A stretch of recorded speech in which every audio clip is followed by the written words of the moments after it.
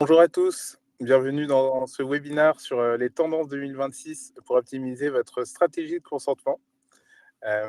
On est déjà assez nombreux, mais on va attendre quelques minutes que tout le monde arrive. Bonjour. Bonjour à tous.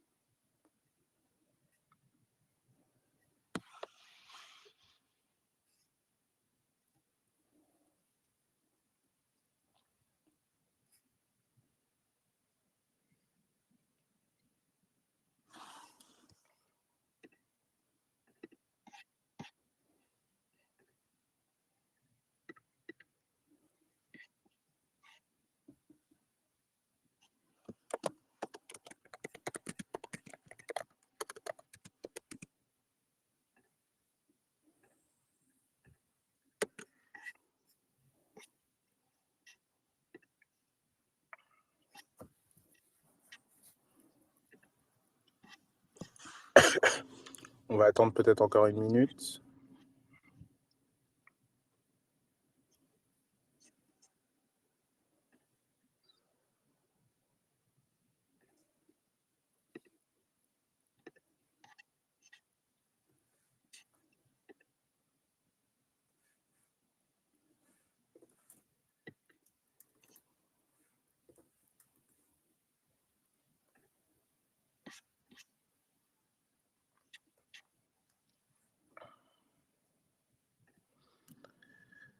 Parfait, on va pouvoir commencer le webinaire.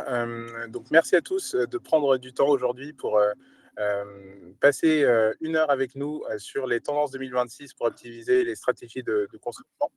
Donc, pour vous présenter ce webinaire aujourd'hui, je serai accompagné de Constance, qui est Enterprise Account Executive chez Didomi, et de Kenan, qui est Customer Success Manager, et moi-même, donc je suis Kevin, qui est Account Manager chez Didomi. Donc, l'agenda aujourd'hui, il est assez dense. On va couvrir différents aspects. Dans un premier temps, le périmètre européen du panorama qu'on a pu faire sur l'année 2025. Donc, c'est une rétrospective de 2025.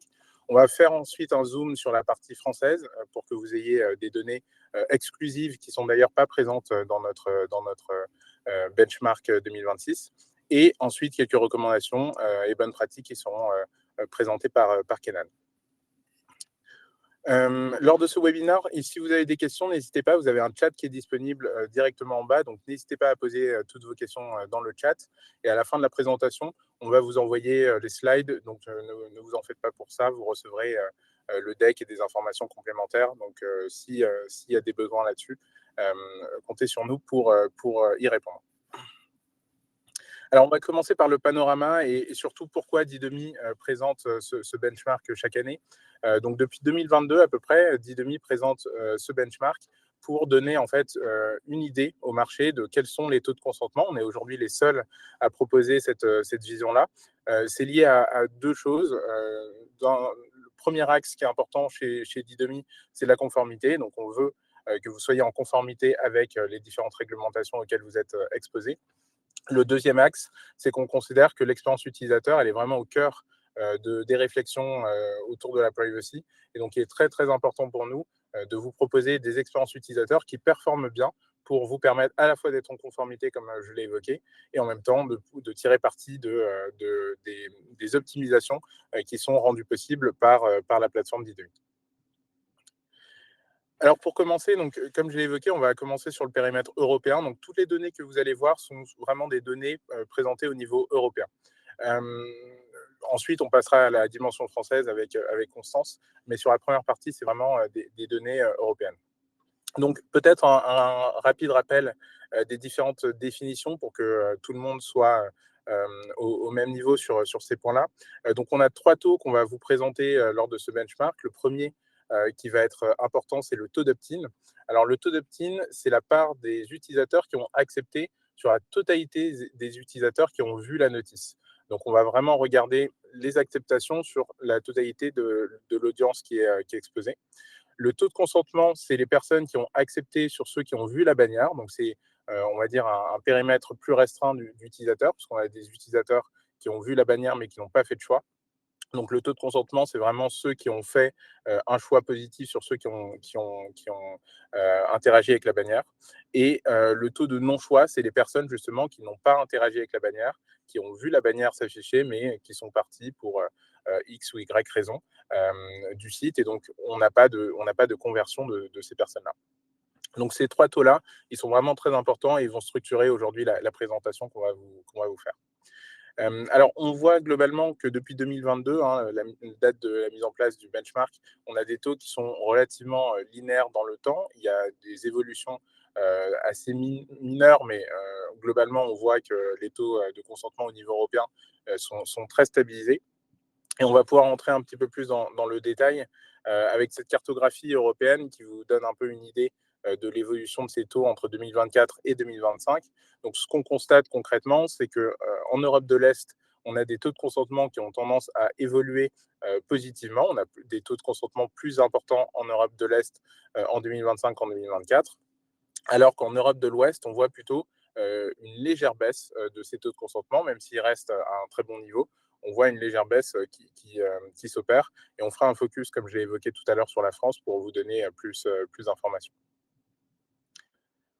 Alors, on peut regarder aussi de manière plus granulaire quelle est l'évolution de ces taux par appareil, puisque c'est aussi quelque chose qui influence beaucoup les taux de consentement. Quel appareil vous utilisez dans le cadre de vos activités. Et en fait, en fonction des appareils, on a des disparités qui peuvent s'opérer. Ce qu'on constate globalement, c'est que le smartphone performe très très bien, donc avec un taux d'opt-in à 61,5%, un taux de consentement à 80,6%. Donc, les gens ont plutôt tendance à accepter sur les smartphones. Sur les phablettes, c'est la même chose, même si on a un taux d'opt-in qui est un peu plus réduit, et c'est lié notamment au taux de non-choix qu'on observe, qui est de 33,6%.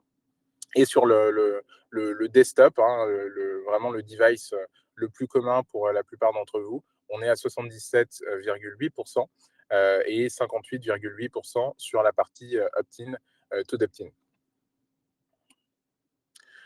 On va pouvoir aussi regarder au niveau des environnements techniques que vous allez utiliser. Très souvent, vous avez du web et du mobile. Donc, sur ces environnements-là, le mobile, on voit que les taux d'opt-in sont très importants. C'est lié justement à ce qu'on avait pu observer sur la slide précédente. Donc, on a un taux d'opt-in qui est très, très élevé, 65,7% sur le mobile, 80,6% sur les taux de consentement. Et on va retrouver aussi des environnements comme la CTV, puisque l'objectif de Didomi, comme vous le savez, c'est de couvrir la totalité des environnements que vous pouvez utiliser, ou même si certains clients utilisent ces environnements-là, notre objectif, c'est toujours d'être en capacité de supporter ces besoins-là. Donc la CTV, c'est un besoin qui est vraiment de plus en plus émergent chez Didomi, et on voit des taux de consentement qui sont aussi très bons sur ces environnements-là.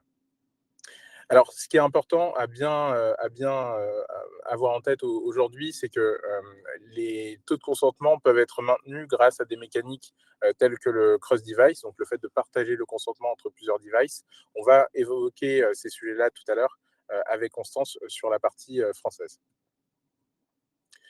Alors, si on devait faire un peu un récapitulatif des points très importants à retenir, c'est que globalement, il y a une stabilité des taux de consentement sur l'Europe, une très légère baisse sur l'Europe de l'Ouest, et en fait des taux de consentement qui sont plutôt élevés sur l'Europe de l'Est. Donc, c'est vraiment les informations importantes à retenir par rapport à ces différents aspects que j'ai pu présenter. Et on va pouvoir regarder la performance des bannières selon les configurations que vous pouvez mettre en place. On a aussi des données qui sont assez intéressantes à observer. Alors, par rapport à la position des bannières, nous, ce qu'on recommande, c'est vraiment le format pop-up, hein. Vous avez pu certainement, avec vos différents chargés de compte, vous rendre compte que Didomi propose ce format pop-up de manière assez unanime. Pourquoi on le fait? C'est tout simplement parce que ce format-là, avec le temps, il nous a permis d'observer des taux de consentement qui étaient très élevés, et en même temps d'être transparent avec l'utilisateur sur la manière dont on collecte les données, pourquoi on le fait. C'est vraiment un format qui s'adapte bien en fait à l'explication et en même temps à un choix éclairé de l'utilisateur. Donc, on a différents formats qui sont disponibles, format pied de page, donc vraiment en bas de page, un format plein écran et un format en tête. On voit ici que le format en tête performe mieux que le format pop-up, mais petit bémol peut-être sur ce point-là, on vous invite plutôt à conserver votre format pop-up, tout simplement parce que le taux d'adoption n'est pas du tout le même sur le format en tête. On a un taux d'adoption qui est beaucoup plus faible sur ce format-là. Et donc aujourd'hui, le taux de consentement qu'on observe sur ce format-là ne nous permet pas de dire avec certitude que si vous passez d'un format pop-up à un format en tête, vous gagnerez des points de consentement. Donc ce qu'on vous recommande, c'est de conserver ce format pop-up et de suivre les recommandations qu'on vous fait pour optimiser ce format. On verra avec Kenan comment optimiser ce format le mieux possible tout à l'heure. Alors, on a différentes options de refus qui sont disponibles au niveau européen, puisque comme vous le savez, il n'y a pas forcément une harmonisation parfaite des réglementations européennes sur les bannières de consentement et sur les configurations que vous pouvez mettre en place. Donc, on observe notamment en France qu'il y a un bouton continuer sans accepter ou un bouton refuser. On a le choix entre ces deux possibilités-là. Il faut forcément un bouton de refus en France. Il y a des zones qui ne nécessitent pas de format de bouton de refus, notamment à l'est de l'Europe, ce qui explique aussi des taux de consentement qui sont plus élevés. Il y a pas mal de pays qui ne poussent pas forcément ce format avec un bouton de refus. On a aussi la croix qui est aussi disponible en Italie. Et donc, on va avoir différentes possibilités, différentes combinaisons de bannières. Et donc là, l'objectif pour vous, ça va être de pouvoir, selon vos activités, selon les pays que vous couvrez, pouvoir optimiser en fait les implémentations de bannières en fonction des besoins locaux et surtout des réglementations locales qui s'appliquent à vous. Donc, ce qu'on voit concrètement, c'est que le format avec un lien continue sans accepter et un format qui performe très bien. Alors, évidemment, le format avec l'option sans aucune option de refus performe mieux que les autres, mais on pouvait largement s'en douter. C'est un format qu'on ne vous recommande pas, notamment si vous êtes en France, puisque, comme je l'ai évoqué tout à l'heure, il y a besoin en fait, de ce bouton de refus. Mais dans les options que vous avez, le lien continuer sans accepter est la meilleure option versus ce bouton refuser que vous pouvez mettre au même niveau que le bouton accepter. La croix en Italie, on voit aussi qu'elle performe bien. Et c'est un peu moins évidemment que les options françaises, mais on voit quand même que c'est un format qui est de plus en plus utilisé et on a pas mal d'acteurs en Italie qui mettent en place cette croix plutôt qu'un bouton de refus. Alors, au niveau des deuxième et troisième écrans, donc qu'est-ce que j'appelle ici les deuxième et troisième écrans? C'est l'écran des finalités et l'écran des vendors. Donc, comme vous le savez, sur Didomi, vous avez trois écrans. Le premier où vous avez un texte avec une option d'acceptation ou de refus au niveau global. Et il y a la possibilité de faire un choix plus granulaire en regardant les finalités, en disant j'accepte telle finalité, mais je refuse telle autre. Et de la même manière, sur le troisième écran, au niveau des partenaires, j'accepte tel partenaire et je refuse tel autre. Donc cette flexibilité, elle est très importante pour permettre à vos clients à vos utilisateurs d'avoir un choix qui est parfaitement transparent, parfaitement clair et éclairé. Ce qu'on voit en revanche, c'est que c'est quelque chose qui est relativement peu adopté par les utilisateurs. Il y a de plus en plus d'utilisateurs quand même qui regardent. Il y a quelques années, on avait des taux qui étaient moins importants sur ces deuxième et troisième écrans. En revanche, on voit qu'il y a certains appareils qui vont plus pousser à ces écrans finalité et purpose, notamment la CTV où on a 9,4% des utilisateurs, donc c'est quand même un taux qui est très important, qui vont regarder les finalités. Alors peut-être pour rappel, la CTV, on va y avoir accès via une télécommande, donc c'est un environnement de téléconnecté. Et donc le fait d'avoir la télécommande dans la main fait que ça pousse peut-être un peu plus à la curiosité dans la mesure où ces bannières de consentement sont moins populaires en fait sur ces environnements-là. Sur la partie mobile, on voit aussi que les taux de consultation des finalités sont assez importants, 6,8. Mais ce qui est important, c'est qu'on voit que ça ne convertit pas nécessairement en modification des choix On a beaucoup de gens qui vont regarder par curiosité, mais qui vont relativement peu faire cette opération de choix granulaire. Et donc, on a des taux qui sont relativement négligeables aujourd'hui sur ces éléments-là. À retenir aussi, c'est que les personnes qui vont regarder ces écrans-là, c'est souvent les autorités qui vont venir contrôler vos sites, vos applications mobiles. Donc, c'est très important de proposer une expérience qui soit la plus claire, la plus transparente possible pour ces publics-là.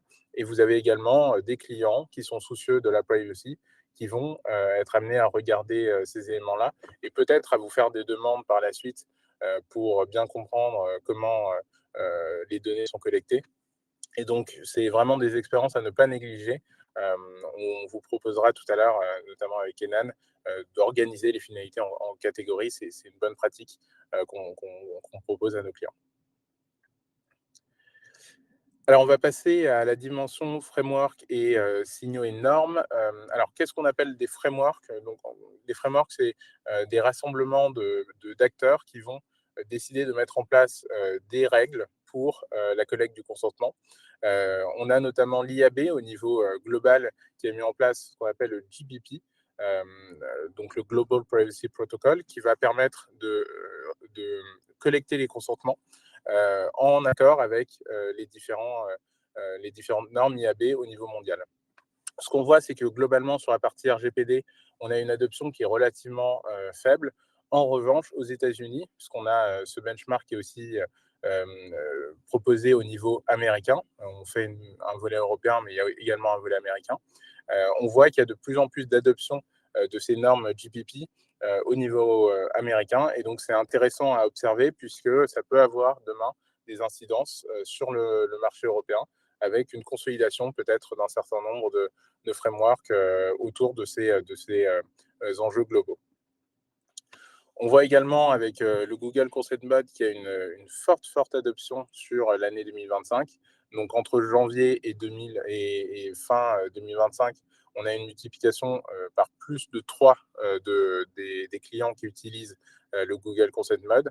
Pour rappel, le Google Consent Mode, c'est un framework proposé par Google qui va vous permettre d'être en conformité avec les attentes de Google et les attentes des organismes de conformité, enfin des différentes autorités qui vont être amenées à juger la conformité. Et donc, c'est très important de passer à ces frameworks-là pour pouvoir communiquer le consentement correctement, typiquement à Google Analytics ou à d'autres solutions Google que vous utilisez. C'est vraiment un prérequis et Google est très attentif à ça. Autre point important, on est certifié Google, on a la certification Gold.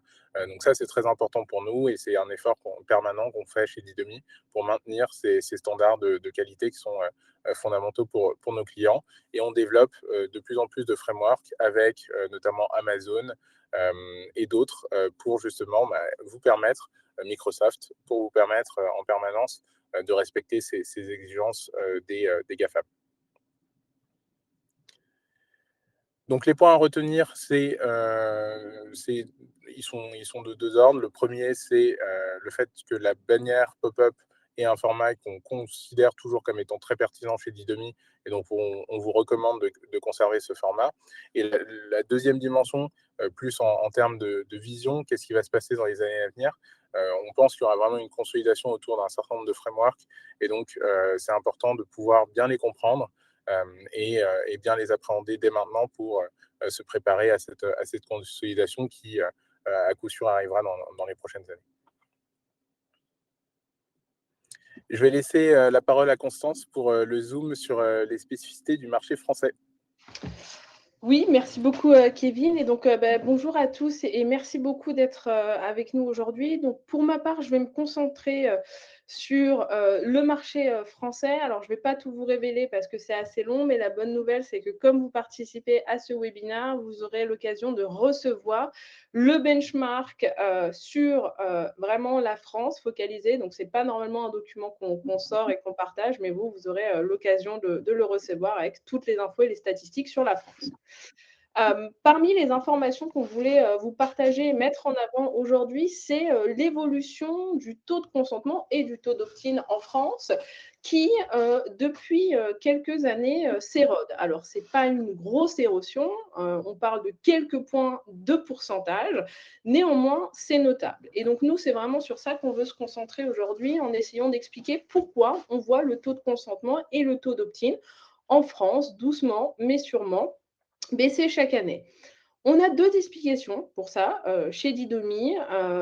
La première explication, ça va être, probablement le manque, de connaissance de ce que sont vraiment les cookies et autres traceurs. Je m'explique. On a fait une étude et on a pu voir que, il y avait, un écart assez important entre le taux de consentement et le taux d'opt-in des industries à modèle publicitaire, dominant, donc les médias typiquement, et les autres industries. Et ça, qu'est-ce que ça nous dit? Eh ben, ça nous dit que d'un côté, pour les industries, donc notamment l'industrie des médias, qui ont le droit de faire ce qu'on appelle des cookie walls, que les autres industries n'ont pas le droit de faire, on va avoir des bannières qui sont souvent beaucoup plus explicatives que ce qu'on a l'habitude de voir. Un exemple que j'aime particulièrement, c'est l'exemple du Parisien. Si vous allez sur le Parisien, vous avez une bannière de consentement, de Didomi et sur cette bannière, on vous explique qu'il y a 400 journalistes qui travaillent et que donc pour financer le travail sérieux de ces journalistes, vous avez 2 choix. Soit vous donnez un opt-in pour avoir de la publicité ciblée, soit vous vous abonnez, concrètement. Et donc nous, ce qu'on en retire de ça, c'est que bien sûr, si les autres industries vont pas pouvoir adapter le même modèle, il y a un vrai enjeu à être plus transparent, sur pourquoi vous collectez, pour essayer aussi d'éduquer les utilisateurs et de faire en sorte de rendre clair sur pourquoi vous collectez cet opt-in aussi parce que, bah, si vous en parlez autour de vous, finalement, le consentement, c'est pas toujours très clair. Il y a énormément de confusion et les gens vont très vite aller relier ça, à, des scandales, comme Cambridge Analytica et cetera et donc nous, on pense chez Didomi que pour vous, il y a un vrai enjeu à essayer, d'humaniser un petit peu votre bannière. Alors attention, il ne faut jamais que ce soit, trompeur, il faut bien qu'on retrouve, tous les textes, légaux importants, mais de prendre un moment pour expliquer pourquoi, en tant qu'entreprise, vous avez besoin de cet opt-in. Une entreprise qui le fait très bien, chez Didomi, c'est le Club Med. Vous pouvez aller voir leur bannière et on va vraiment retrouver ça. Donc on va voir un petit peu plus en détail cette partie-là avec Kenan plus tard, mais en tout cas, cette érosion, elle peut s'expliquer par un manque, de connaissances de pourquoi on a besoin des cookies et des traceurs si on ne travaille pas, dans les médias. Le deuxième élément, c'est que, bah, aujourd'hui, le consentement, il est récolté et ça Kevin, en a parlé juste avant, mais sur beaucoup, de terminaux différents. On va solliciter les utilisateurs sur le web, sur la télé, sur le mobile et donc ça va générer de la fatigue du consentement. Donc vous en avez, beaucoup entendu, parler en début d'année, notamment, lié au projet Omnibus, mais donc la fatigue du consentement c'est vraiment, le fait qu'à force de le demander tout le temps et bah, les utilisateurs vont se fatiguer et vont plutôt aller vers du refus. Et donc, si on regarde un petit peu ces chiffres, hein, on voit que sur, la CTV où, Kevin le disait, on va être beaucoup moins sollicité que typiquement sur le web et bah, le taux d'opt-in, in fine, va être beaucoup plus important. Sur ce problème de la fatigue du consentement, nous, chez Didomi, on a un début de solution qui s'appelle le cross-device. Donc, le cross-device, concrètement, c'est quoi? C'est la capacité, quand on a des environnements logués et qu'on va être amené à demander le consentement sur des terminaux différents, donc encore une fois, le web, une application, sur de la télé connectée, on va être en capacité d'associer le consentement récolté lors du premier logging sur un device et de l'appliquer aux autres devices. Le sujet, c'est que nous, chez Didomi, on avait la feature, mais on n'avait pas forcément de positionnement de la CNIL sur le sujet, ce qui fait qu'on avait une frilosité de certains de nos clients à aller activer cette fonctionnalité. Donc, la façon dont on a procédé, c'est que les équipes privacy de Didomi se sont rapprochées de la CNIL, ont présenté un dossier en expliquant comment la feature fonctionnait. La CNIL a pris le dossier, a pris le temps d'ouvrir une consultation publique, donc avec de nombreux acteurs, pas que d'Idomi, avec des professionnels, etc. Et la CNIL a rendu sa conclusion fin 2025. La conclusion est positive. Et donc aujourd'hui, la CNIL reconnaît qu'on peut mettre en place du cross-device. Alors bien sûr, il y a des règles à respecter. Il faut qu'on ait un environnement logué. Il faut que ce soit tout à fait transparent et que l'utilisateur soit au courant que le consentement donné sur un terminal va être transféré sur l'autre terminal au moment du login. Il faut aussi, bien sûr, permettre un retrait aussi facile qu'une acceptation. Mais en tout cas, aujourd'hui, avec le cross-device, quand on a la chance d'avoir des environnements logués et qu'on est présent sur des terminaux différents, on va pouvoir aller un petit peu combattre cette fameuse fatigue du consentement. Voilà pour moi. La partie était assez courte, mais c'était vraiment le takeaway qu'on voulait aujourd'hui vous mettre en avant. C'est-à-dire qu'on a une érosion qui est assez lente, mais qui est là, et qu'aujourd'hui, on va avoir des outils pour aller un petit peu combattre cette érosion. Kenan va nous expliquer juste après toutes les bonnes techniques pour avoir une super bannière, pour avoir une bannière qui est transparente, et pour le cross-device. Si vous avez des questions, on sera là pour y répondre. Je te laisse prendre le relais, Kenan. Oui, super. Merci, Constance. Bonjour à tous, encore une fois, et merci pour votre présence. Du coup, moi, je vais prendre la dernière partie. On finira du coup là-dessus sur les recommandations et les bonnes pratiques. Donc, je vais diviser un peu ma partie en deux. Dans un premier temps, les recommandations légales et ensuite, on verra tout ce qui est recommandations pour optimiser la performance de votre notice et notamment améliorer votre taux de consentement. Donc, si on commence déjà sur la partie recommandations légales, le premier point, c'est la présence du coup d'une action négative. Donc, on en parlait juste avant. Là, on vous donne quelques exemples du coup pour mettre ça en place, notamment avec le lien continuer sans accepter ou bien le bouton refuser. Comme l'expliquait du coup Kevin, on a une petite spécificité sur le marché italien qui permet de mettre en place un bouton croix, donc pour mettre en place cette action négative, mais c'est spécialement pour le marché italien.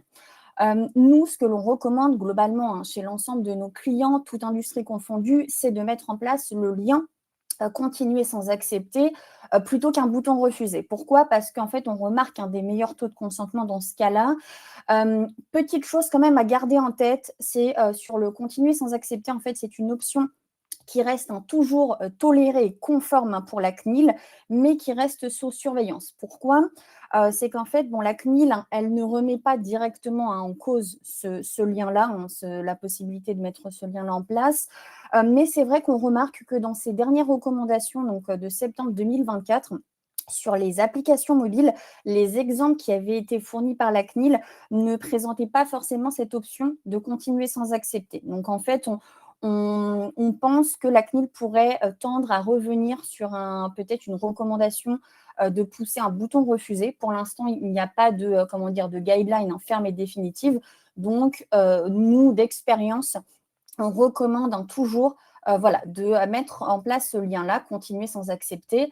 Et le placement idéal, si vous vous posez la question, c'est la recommandation en tout cas de la CNIL, c'est de le mettre en haut à droite. Pourquoi ? Parce que c'est l'endroit le plus visible et lisible pour l'utilisateur. Je vous présenterai un peu aussi un détail juste après. On a un article en fait qui détaille les cas de dark pattern, les cas non conformes pour la CNIL, donc je vous présenterai ça juste après. Mais voilà, globalement, c'est un peu les deux formats, les deux exemples que l'on retrouve beaucoup, notamment sur le marché français pour l'action négative. Vous verrez aussi que je vous ai partagé des articles donc sur le petit lien En savoir plus si vous souhaitez connaître les différents types d'actions négatives que vous pouvez mettre en place sur votre bannière de consentement. Deuxième point, on se parle ici de l'intérêt légitime. Donc l'intérêt légitime, c'est une des deux bases que l'on peut retrouver dans les notices. On a la base du coup du consentement et la base de l'intérêt légitime. Dans certains cas, l'intérêt légitime peut être mis en place par exemple par des partenaires IAB avec lesquels vous pouvez travailler. Et donc, si vous le souhaitez, vous pouvez du coup mettre en place des restrictions sur les finalités donc, autour de l'intérêt légitime. Là, encore une fois, pour en savoir un petit peu plus, vous avez un article qui vous détaille vraiment cette notion-là. Nous, le conseil et la recommandation qu'on pousse, c'est bien de vérifier avec les équipes juridiques, donc les équipes légales en interne chez vous, si vous avez un intérêt à garder cet intérêt légitime-là et à le laisser activer. Et si ce n'est pas le cas, vous pouvez très bien le désactiver par exemple, ce qu'on appelle des publisher restrictions. Et donc, tout ça se fait dans la console directement de Didoni. Autre information, et en tout cas autre recommandation légale, c'est sur la durée de stockage du consentement. Il faut savoir qu'en France, en tout cas, la recommandation de la CNIL est de poser cette durée à 6 mois. Donc, on vous a également partagé un article sur les recommandations de la CNIL en vous précisant aussi où est-ce que vous pouviez retrouver cette information-là. Ça, c'est quelque chose aussi que vous pouvez mettre en place, que vous pouvez paramétrer dans la console de Didomi. Et deuxième aussi point d'information, c'est la présence d'un lien de redirection pour modifier du coup les choix de l'utilisateur. Donc, en fait, laisser la possibilité à l'utilisateur de pouvoir modifier son choix de consentement. Et donc, ce lien doit être présent et visible sur votre site Internet. Idéalement, nous, ce qu'on conseille, c'est de le positionner dans le footer de votre site, donc dans les éléments bas de page. On vous a montré un exemple sur le site de Didoni, et donc vous pouvez retrouver facilement notre lien vers la page où les visiteurs pourront du coup modifier leur choix.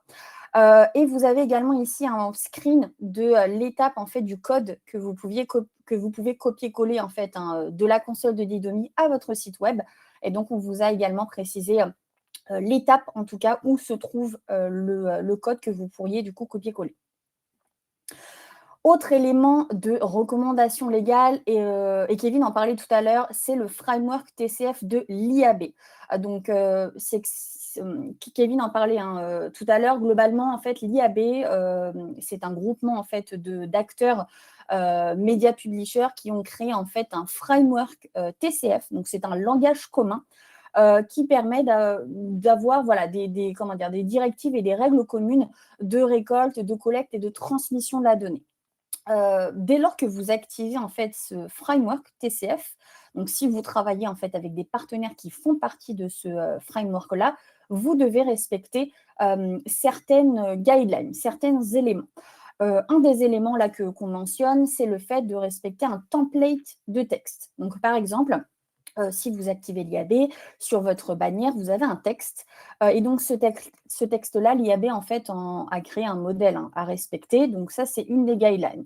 Une autre guideline, ça va être, par exemple, de mentionner le nombre de partenaires avec lesquels vous travaillez et d'avoir un lien cliquable vers la vue des partenaires pour que l'utilisateur puisse avoir une connaissance globale des partenaires avec lesquels vous travaillez et avec lesquels vous transmettez, du coup, les événements de consentement. Un autre exemple d'élément, ça va être par exemple la mention de l'intérêt légitime. Donc, si vous avez activé l'intérêt légitime, on doit avoir la mention, donc cette mention-là sur la notice.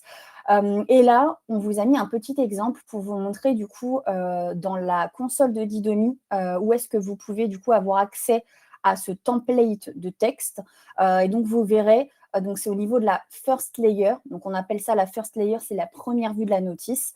Et du coup, vous verrez, on a un onglet qui s'appelle Standard Text où vous pouvez du coup accéder à ce texte standard mis en place par l'IAB. Petite chose à garder aussi en tête, et moi que j'aime bien partager avec mes clients, c'est que ce texte-là, c'est un modèle, mais vous avez la possibilité de le personnaliser. Alors, il y a certaines règles à respecter, bien évidemment, mais on pourra, votre CSM, votre account manager pourra vous donner un petit peu plus d'informations. Mais si vous souhaitez personnaliser ce texte, c'est possible de le faire. La condition, c'est qu'il doit être validé par le DPO, par l'équipe juridique de Didomi. Il y a certaines étapes à respecter, mais vous pouvez garder quand même en tête qu'il y a possibilité de customiser ce texte si vous le souhaitez.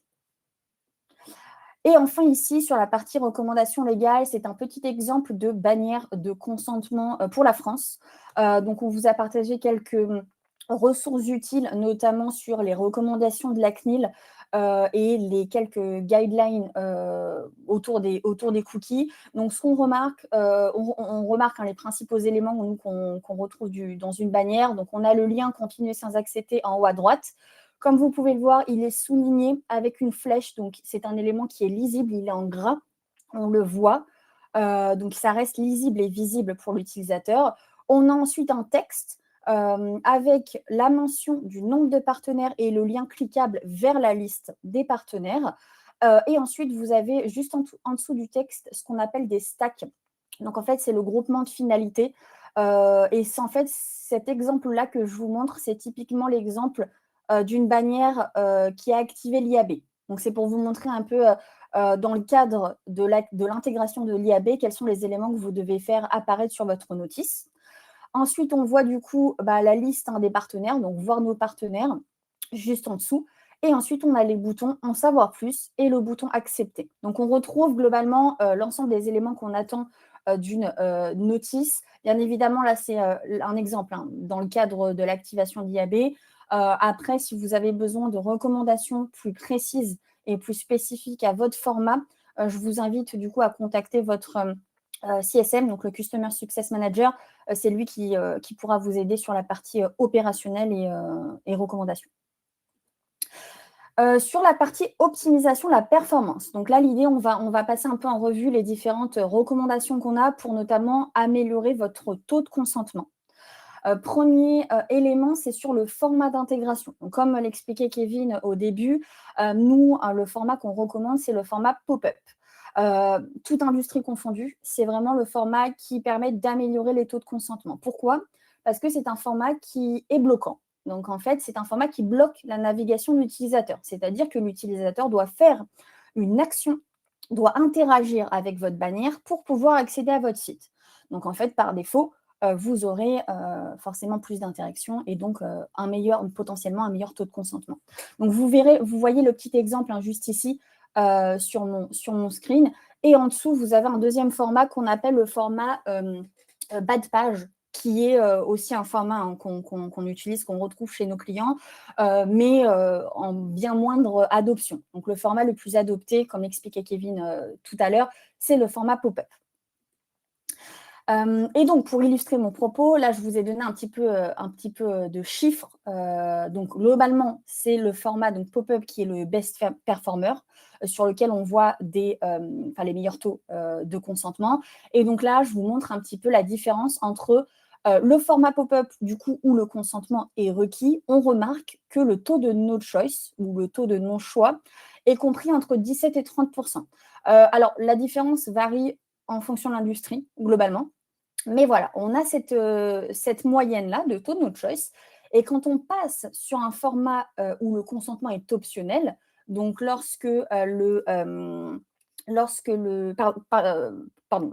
un format bas de page ou en tête, on remarque que le taux de no choice est compris entre 33 et 75%.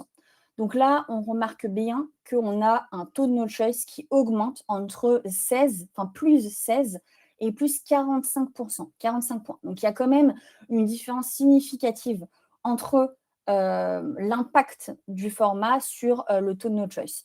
Et donc, pour rappel, le taux de no choice, c'est le pourcentage de visiteurs qui ne font aucune action, qui ne font pas de choix sur votre bannière. Donc, sur un format pop-up, quand on a un format comme celui-ci, celui d'en haut qui est bloquant, le taux de no choice, en fait, c'est le pourcentage de visiteurs qui arrivent sur le site, qui ne font pas d'action sur la notice et qui repartent. Et pour répondre à une question qu'on a eue tout à l'heure dans le chat, dès lors qu'on a un taux de no choice un peu élevé, alors encore une fois, élevé, tout dépend de l'industrie, du comportement de vos utilisateurs et du format de votre notice. Et globalement, quand on a un taux de no choice qui avoisine les 50%, on peut aller investiguer sur soit la présence de bots, soit des campagnes marketing qui peuvent apporter du trafic non qualifié à votre site internet. Et donc, en fait, le visiteur arrive par des campagnes marketing sur le site, il n'a pas vocation ou il n'a pas volonté d'aller jusqu'au bout, il repart. Ça peut faire augmenter votre taux de no choice. C'est des éléments que vous pouvez aussi aller vérifier et regarder avec votre account manager qui pourra vous donner un petit peu plus de détails parce qu'encore une fois, c'est du cas par cas. Donc, c'est une analyse à faire en fonction de l'industrie et du client. Ensuite, au niveau du Au niveau de l'action négative, donc j'en parlais tout à l'heure, ce que l'on recommande, nous, c'est de de mettre en place le lien continuer sans accepter. Donc, c'est la deuxième image que vous voyez sur l'écran, plutôt que d'avoir le bouton refuser. Encore une fois, l'idée, c'est de garder en tête que potentiellement la CNIL pourrait revenir à une recommandation d'avoir un bouton refusé. C'est des éléments, nous, qu'on regarde de très près. Voilà, notre DPO suit ces sujets-là de près. Dans tous les cas, on vous partage aussi les recommandations de la CNIL pour être alignées sur la position, l'emplacement du lien.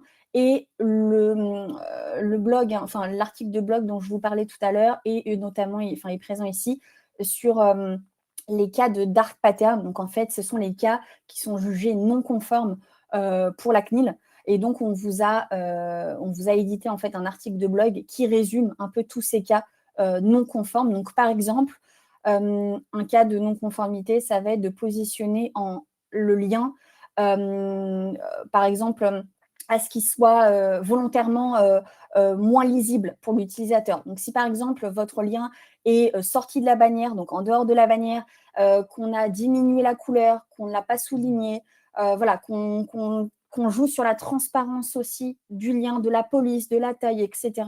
Ça peut jouer sur des cas du coup de non-conformité jugés par la CNIL. Mais je vous invite à regarder l'article qui détaille vraiment tout ça.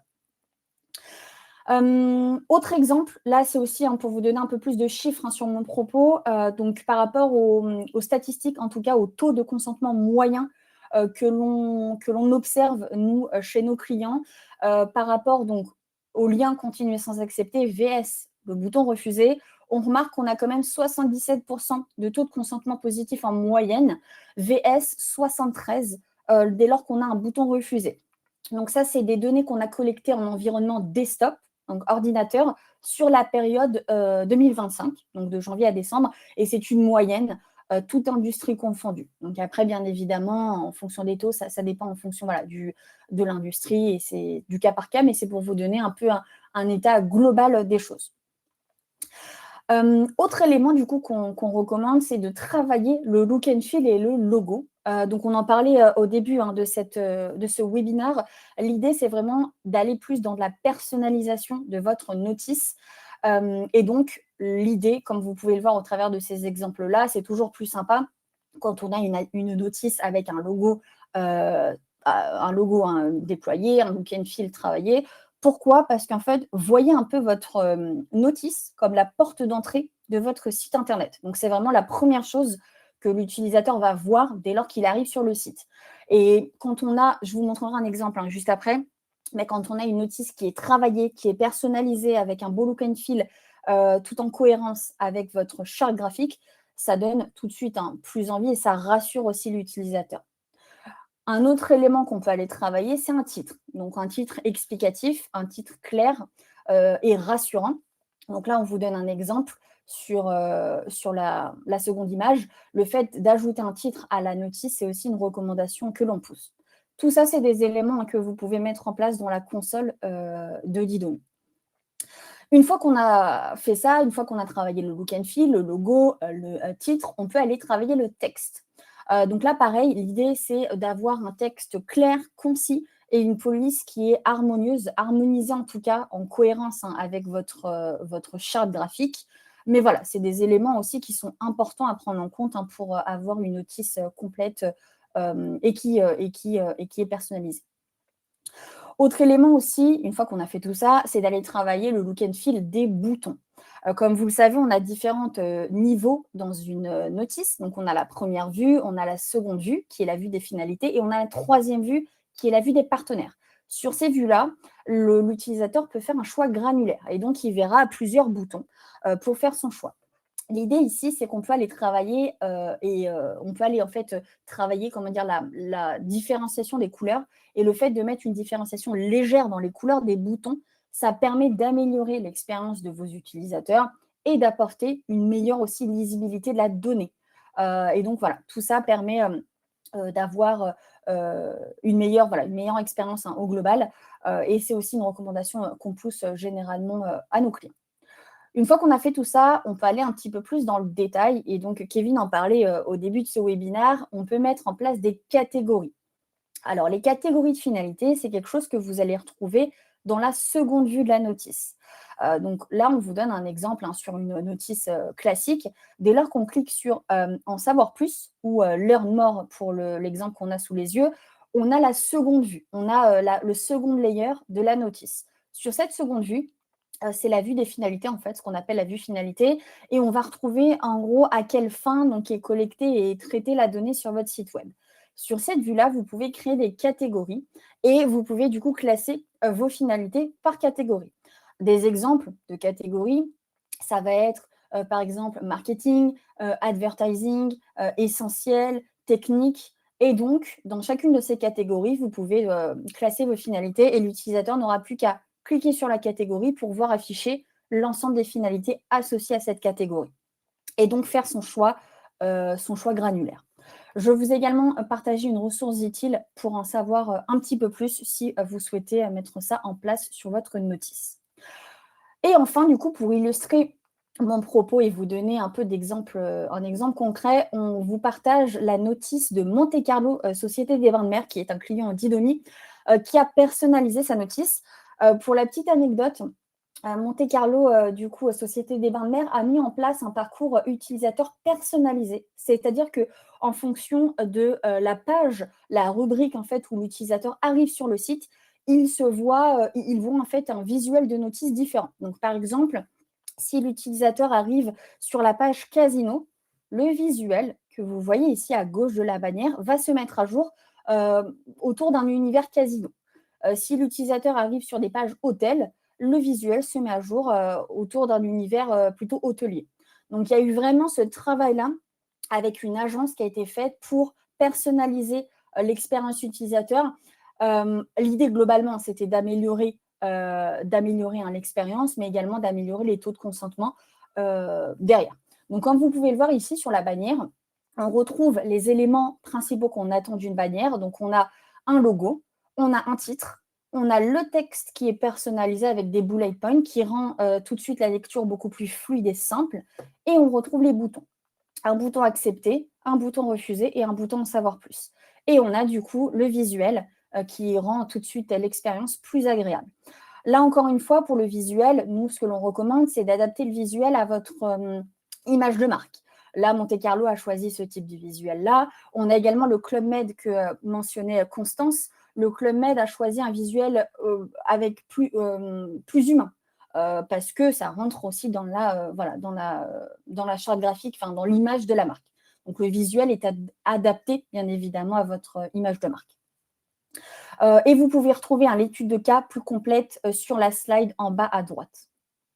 Donc, globalement, si on résume, et je finirai là-dessus, ensuite on passera sur la session questions-réponses. Si je résume globalement les bonnes pratiques, on a 5 éléments qui remontent. Le premier, c'est de choisir le bon format d'intégration de votre bannière. Donc, soit un format pop-up, soit un format bas de page, haut de page. Tout dépend de vos objectifs. S'il y a des objectifs, par exemple, de monétisation, d'advertising, d'amélioration du taux de consentement, on va plutôt recommander un format pop-up. Donc ça, c'est la première étape. Seconde étape, c'est de définir l'action négative à déployer. Donc si on est plutôt sur un bouton refuser ou un lien continuer sans accepter ou une croix, par exemple, pour le marché italien. Troisième étape, ça va être d'ajouter un titre explicatif pour donner un peu de contexte sur la bannière de consentement et de donner un titre aussi pour souhaiter la bienvenue à l'utilisateur sur votre site web. Quatrième et avant-dernière étape, ça va être de personnaliser le look and feel, le logo, les boutons et le texte. Et ensuite, de créer des catégories de finalité. Voilà globalement sur les bonnes pratiques. Je vois qu'on a eu pas mal de questions dans le chat et je pense que c'est là. OK, on est du coup à la session questions-réponses, donc on va peut-être pouvoir prendre vos questions. Alors, je vois qu'il y a eu pas mal d'éléments qui ont défilé depuis. J'essaye de reprendre Tout à fait. au fur et à mesure. Tout à fait. On peut prendre la question de Gilles dans la table pour les questions-réponses. N'hésitez pas d'ailleurs à poser vos questions, on va y répondre au fur et à mesure. Donc Gilles posait une question sur les médias et l'utilisation des paywalls. Alors en effet, c'est bien possible d'utiliser un paywall, on a pas mal de clients qui l'ont mis en place. Simplement en termes de recommandations, nous ce qu'on vous recommande, c'est d'expliquer concrètement quelle est l'alternative que vous proposez à l'utilisateur et surtout de faire très attention à l'alternative proposée. Typiquement, c'est souvent dans le cas d'un paywall un prix qui est proposé pour un abonnement. Il faut que ce prix soit raisonnable pour permettre un choix qui soit raisonnable au regard de l'alternative. Typiquement, un utilisateur qui accepterait ou aurait pour choix de payer un abonnement à 100 € par mois pour accéder à un média, c'est une alternative qui serait considérée comme peu légitime du point de vue de la CNIL. Donc c'est un point à vraiment bien cadrer de votre côté. Et la CNIL a publié d'ailleurs, je crois que c'était en mai 2022, des explications par rapport au paywall et je les mettrai directement dans ma réponse dans le chat. Alors, est-ce qu'il y avait d'autres questions? Peut-être pour Vous avez la possibilité de poser vos les réponses avec tout le monde. On peut prendre les questions de l'onglet questions qu'il y a eu, et même si on écrit les réponses, les données. Donc il y avait une question de Mathieu qui était: quelles peuvent être les principales raisons d'un taux de non-choix élevé? Donc peut-être Kenan, je te laisse expliquer ta réponse. Oui, complètement. Alors l'idée, comme je l'ai expliqué à l'oral et aussi dans le texte, globalement, en fait, ça dépend du format de votre notice et de votre industrie. Typiquement, si vous avez un format bas de page ou en tête, vous allez par défaut avoir un taux de no choice plus élevé parce que l'utilisateur ne va pas forcément interagir avec votre bannière. Donc, en fait, il faut prendre plusieurs éléments en compte. Ça, c'est quelque chose que vous pouvez aussi travailler et aller voir avec votre Customer Success Manager. Généralement, quand on a un taux de no choice élevé qui avoisine les 50-60%, les raisons principales, on en a deux. La première, ça va être la présence de bots. En fait, on a des bots qui scrollent les pages, les sites internet pour récolter des informations de prix, de produits, etc. Ces bots-là, en fait, ils vont être bloqués à la bannière. Donc, ils vont arriver sur votre site, ils vont être bloqués à la bannière si vous avez un format pop-up. Et ils ne vont pas savoir reproduire le comportement humain. Et donc, du coup, ils vont repartir. Ce qui va faire augmenter votre taux de no choice. Petite chose quand même à garder en tête, c'est qu'on a quand même des bots aujourd'hui qui sont, dopés à l'IA, entre guillemets, et qui arrivent aujourd'hui, qui ont des paramétrages qui arrivent à passer certaines notices de consentement. Encore heureux, ce n'est pas la majorité des bots, mais on peut quand même avoir certains événements comme ça. Sur ce point des bots, nous, on a des ressources utiles côté d'Idomi qu'on peut vous partager pour comprendre un peu mieux le comportement de la CMP face aux robots. Vous pouvez également whitelister certains robots que vous voulez faire passer. Donc voilà, il y a certains éléments qu'on peut vous partager. Votre account manager pourra vous partager ces ressources-là. Mais globalement, c'est une des raisons à un taux de no choice élevé. La deuxième raison, c'est des campagnes marketing, donc des campagnes SEA, SEM qui peuvent être lancées par les équipes et qui ramènent du trafic non qualifié.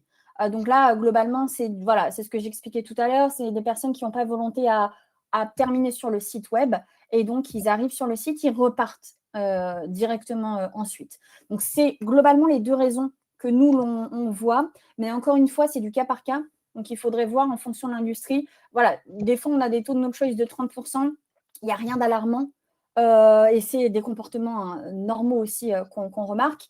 Mais dans d'autres cas, si on a un taux de no choice qui avoisine les 60, 70, 80%, là, il y a potentiellement quelque chose à investiguer, notamment sur la partie des bots. Voilà, j'espère que ça répond à votre question, Mathieu. Super, merci Kenan. Du coup, on a répondu à la question de Gilles. On avait eu la question de Louis-Marie sur les lignes directrices de l'EDPB, sur les boutons tout accepter, tout refuser ne s'applique telle patte à tout lieu. Alors, je pense que ça, c'est important de le rappeler, mais le RGPD en général et les recommandations faites au niveau européen, ce sont des cadres. Ce sont des cadres qui s'appliquent. Néanmoins, ensuite, il y a des interprétations par pays. Et donc, les interprétations par pays, ça va être ce dont ont parlé Kevin et Kenan, c'est-à-dire la possibilité d'avoir une croix en Italie sur sa bannière, ce qui n'est pas du tout accepté dans les autres pays. En France, la possibilité d'avoir le fameux « continuer sans accepter », qui n'est pas accepté dans les autres pays. Donc, il faut toujours se dire qu'il y a le cadre européen et ensuite, il y a l'interprétation au niveau des pays. Et donc, chaque pays européen va avoir parfois des règles un petit peu différentes sur la récolte du consentement. En Allemagne, par exemple, le double opt-in commence à devenir la norme, ce qui n'est pas encore le cas dans les autres pays. Donc voilà pour ça. On avait la question de Céline qui nous demandait quels sont les taux moyens de no choice rate, opt-in rate et consent rate en France pour les applications mobiles iOS. Donc là, on va dans une granularité assez importante, mais du coup, pour répondre, on a transmis donc le consent rate, c'est 78,4%, le no choice rate, c'est 24,5%, et l'opt-in rate pour les mobiles iOS, c'est 59,3%. On avait la question de Cédric sur est-ce qu'un lien vers la politique de cookies ou politique de confidentialité est obligatoire sur le premier layer. Donc, Kevin, je te laisse répondre comme tu avais écrit la réponse. Oui, tout à fait. C'est en effet une obligation. Et donc, c'est un élément qui est configurable directement depuis la console d'IDEMI. Ici, il y a des questions. En effet, les CSM en charge du compte peuvent tout à fait répondre à ce point et accompagner Cédric et les équipes là-dessus. Super. On avait également une question sur la personnalisation des photos en bannière en fonction de la landing page, une best practice de manière générale, ou bien est-ce que cela peut ne pas être adapté en fonction du secteur B2B versus B2C. En effet, il y a des adaptations à faire. Ce qui est important à bien avoir en tête, c'est que la bannière, elle doit vraiment refléter votre image de marque. C'est, comme l'a dit Kenan tout à l'heure, c'est la première impression que le client va avoir de votre marque. Et donc, il faut qu'elle reflète votre image. Si votre image, c'est une communication qui va se faire via des images, via un texte, via une police spécifique, on doit retrouver ces éléments dans la bannière. C'est très, très important qu'il y ait un parallélisme entre l'image de marque que vous avez et la bannière que vous proposez à l'utilisateur initialement. Donc, pour répondre à la question, oui, il y a des différences selon le B2B et le B2C. On ne va pas forcément communiquer de la même manière quand on est une banque et quand on est un média qui s'adresse aux jeunes. Et donc, il faut que ça puisse se refléter le plus possible dans les expériences proposées aux utilisateurs. Super, merci Kevin. On a une nouvelle question de Maud qui nous dit quid de la configuration de la bannière pour optimiser le temps de chargement de la page. À date, cela est lourd pour nos sites internet. Alors, en effet, nous, on pousse vraiment à la personnalisation et on sait que par contre, plus de personnalisation peut aussi alourdir un petit peu le temps de chargement de la bannière, mais ça, on peut tout à fait en parler avec nos équipes pre-sales et support pour voir tout ce qui peut être mis en place pour aller alléger un petit peu justement le chargement du script, sachant qu'il y a clairement des optimisations qui peuvent être faites et que nous, chez Didomi, on travaille en permanence sur l'allègement du chargement de la bannière. C'est un objectif continu de nos équipes produits. Donc, c'est-à-dire que nous, on pousse à la personnalisation et ils sont bien contents que c'est important. Donc, les équipes produits en permanence travaillent sur ce sujet en ligne rouge. Donc, de toute manière, ça ne va faire que s'améliorer et aller dans le bon sens. Peut-être pour compléter, je voulais juste revenir sur la question de Céline, Oui. sur les taux. Oui. Parce que je vois qu'il n'y a pas d'autres questions là, en tout cas pour l'instant. Juste pour précision aussi, c'est des éléments que nous, on partage avec les clients lors des revues de performance. Donc, quels sont les taux moyens de votre industrie? Donc, ça, c'est des éléments que vous pouvez aussi retrouver avec votre CSM. Et donc, en fait, l'idée, c'est aussi de pouvoir se comparer, donc comparer vos taux à vous, à ceux de votre industrie. Donc, voilà, c'est des éléments aussi qu'on partage lors des revues de performance. Donc, n'hésitez pas à vous rapprocher de votre CSM pour avoir un petit peu plus d'informations là-dessus. Et je crois qu'on n'a pas d'autres questions. Alors, il nous reste 2 petites minutes. Peut-être si vous avez encore quelques questions à nous poser. Oui, on peut en effet en prendre une dernière si quelqu'un a une question. Donc, soit via le chat, soit via l'onglet de questions-réponses proposé de votre côté. Et sinon, quoi qu'il en soit, les équipes d'Idomi restent disponibles. On va bien sûr envoyer des éléments suite à ce webinaire. Donc voilà, si vous ne voulez pas poser votre question devant tout le monde, vous pouvez aussi nous contacter après, votre CSM, votre account manager ou le commercial qui est en charge de vous. Et bien sûr, on pourra répondre à vos questions. On vous remercie, du coup, comme il reste 1 minute, on prend le temps de vous remercier parce que vous avez été nombreux à participer à ce webinaire. Il y avait plein de questions. Merci pour vos questions. C'est toujours mieux quand ça se passe comme Merci à ça. tous. Merci. On est vraiment ravis et donc voilà, on est à votre disposition et puis on vous dit, à très vite, on espère. Merci à tous. Merci à tous. Merci pour votre temps aujourd'hui. À bientôt. Merci.